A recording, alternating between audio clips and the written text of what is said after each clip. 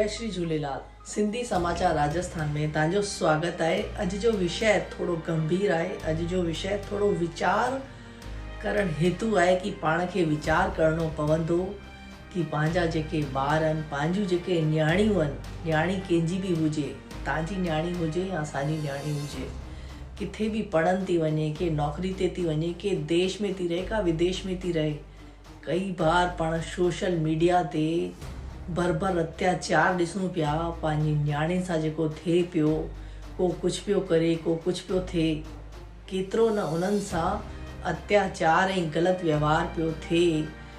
त इन बारे में पाण खे थोड़ो वीचार करणो पवंदो कि किथे न किथे का न का ग़लती, का चूक पाण खां थिए पई कि पंहिंजी न्याणियुनि सां इहो अत्याचार थींदे पाण कीअं रोके सघूं था। चवंदा आहिनि, पहिरियों सखा, पहिरियों दोस्त धीअ जो, न्याणी जो केरु हूंदो आहे? उनजी माता हूंदी आहे।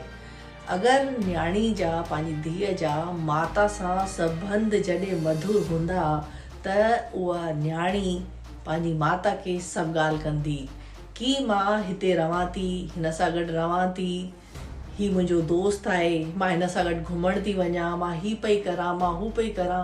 पंहिंजी माउ खे उहा हर ॻाल्हि जो अपडेट ॾींदी।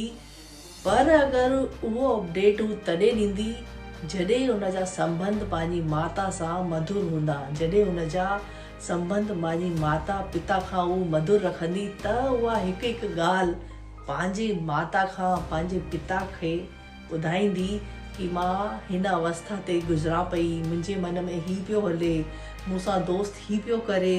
अहिड़ियूं कई ॻाल्हियूं उनजे भीतर हूंदियूं, पर उहा तॾहिं ॿुधाईंदी जॾहिं उनजा संबंध माता खां सुठा हूंदा, त उहा ॿुधाए सघंदी। त पंहिंजे ॿारनि खां पंहिंजा संबंध मधुर रखणा खपजनि। कॾहिं चुप रहणो खपजे, कॾहिं ॻाल्हाइणो खपजे, कॾहिं सम्झाइणो खपजे, कॾहिं हुननि जी ॿुधणी खपजे कि हू छा था चाहिनि। अगरि पंहिंजा संबंध सुठा हूंदा त पाण अचण वारे का भी दुविधा, का भी परेशानी खे पाण भापे सघंदा आहियूं ऐं पंहिंजे ॿारनि खे पाण आगाह करे सघंदा आहियूं कि पुट हितां निकिरी वञ, ही सही कोन्हे, ही दोस्त सही कोन्हे, हिन सां गॾु न रहो, हिन सां गॾु न घुम।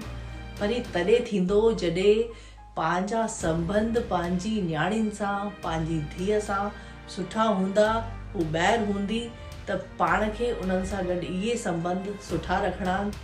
अचण वारे वक़्त में को भी अहिड़ो बुरो संकेत पाण खे मिलंदो त पाण पंहिंजे ॿारनि खे आगाह करे पाईंदा आहियूं। त हिकु ई निमाणी विनती आहे त पंहिंजूं धीअरूं, पंहिंजूं न्याणियूं चाहे देश वञनि, चाहे विदेश वञनि, चाहे पढ़नि वञनि, चाहे नौकरी करणु वञनि, पंहिंजा संबंध पंहिंजे ॿारनि खां तमामु ई सुठा ऐं सुहिणा रखणा आहिनि, ताकी हू पंहिंजे मन जी व्यथा, पंहिंजे मन जी का ॻाल्हि पाण खां करे सघनि, ॿुधाए सघनि ऐं पाण उन्हनि खे वक़्त ते सचेत करे पायूं कि पुट तूं हीअं न हीअं कर, हीअं न हीअं कर।